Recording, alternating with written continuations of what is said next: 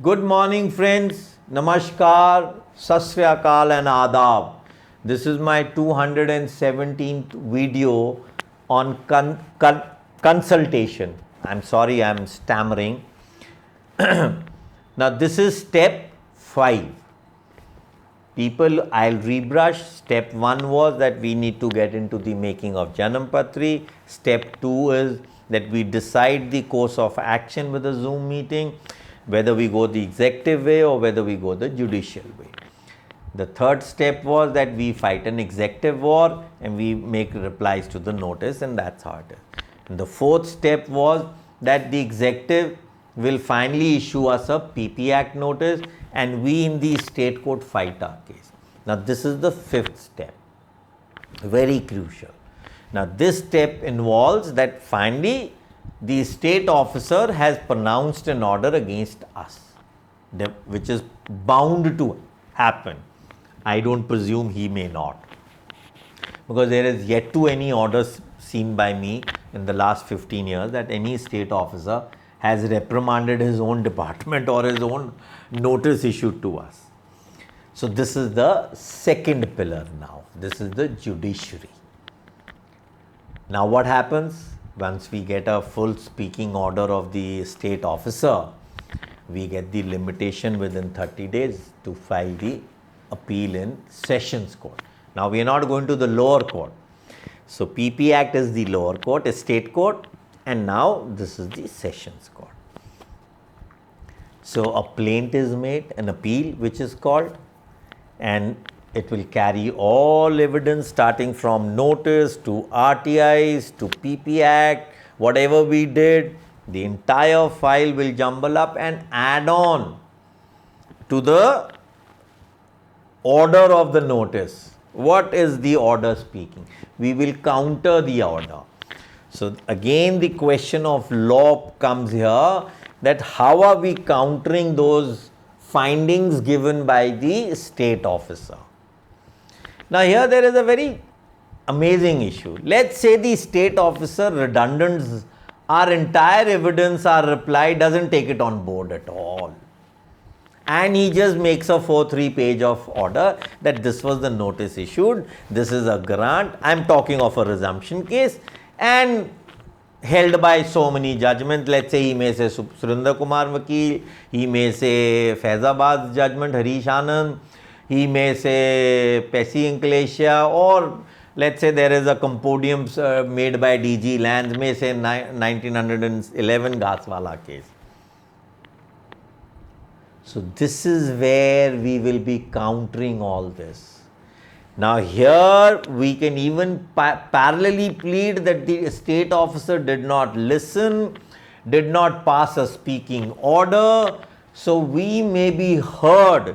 So the session court can brush aside the order and remand back this notice to the state officer again to pass a speaking order.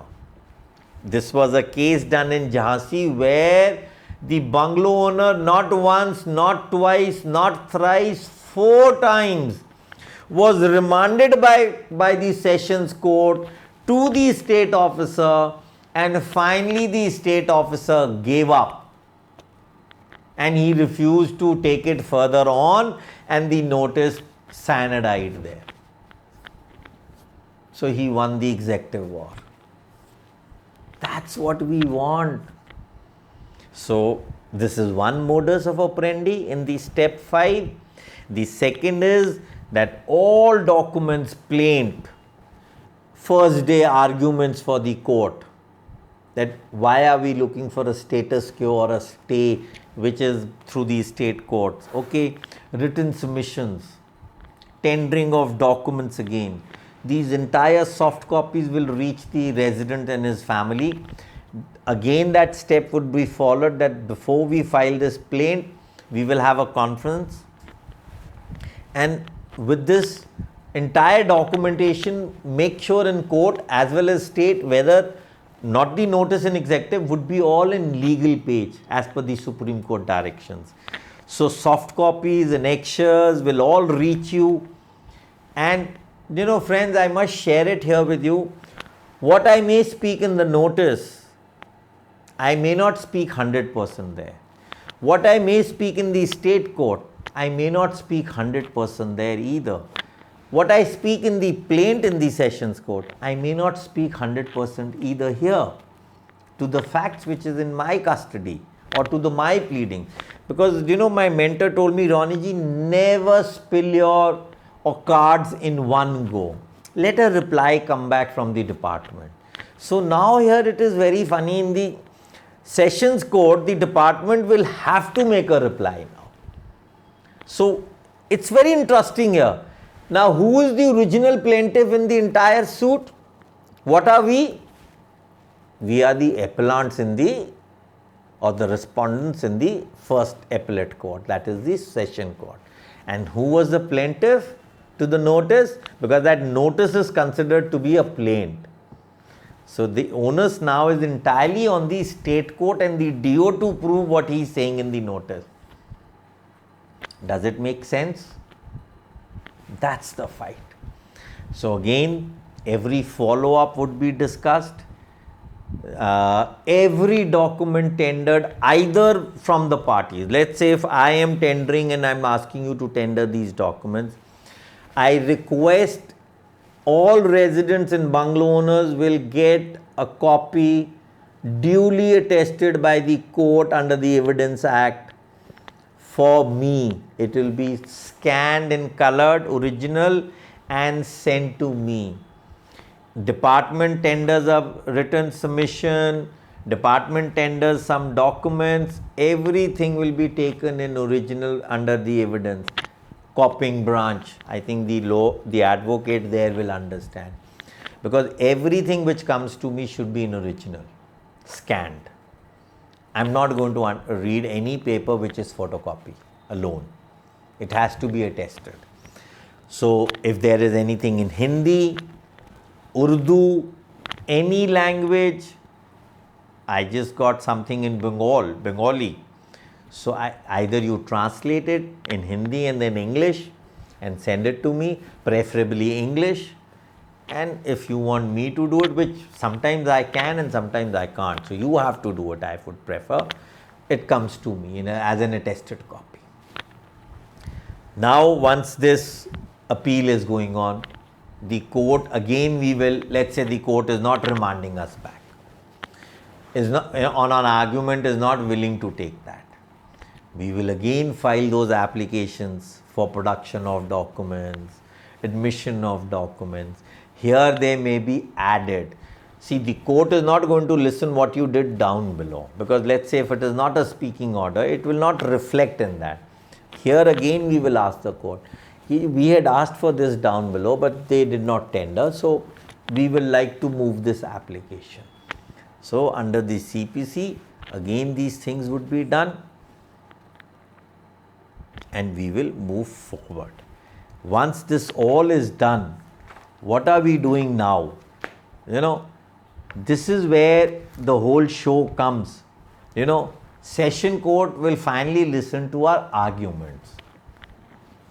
The case would move fast because it's already been decided in the state court.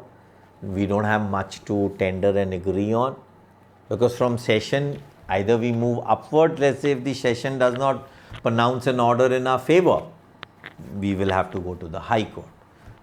So this is the stepwise system. But my role and my consultation is till the sessions court or first judicial step. See, I told you there were three pillars: the executive, the judiciary and the legislative. So executive has a subsidiary that we go under the executive notice first.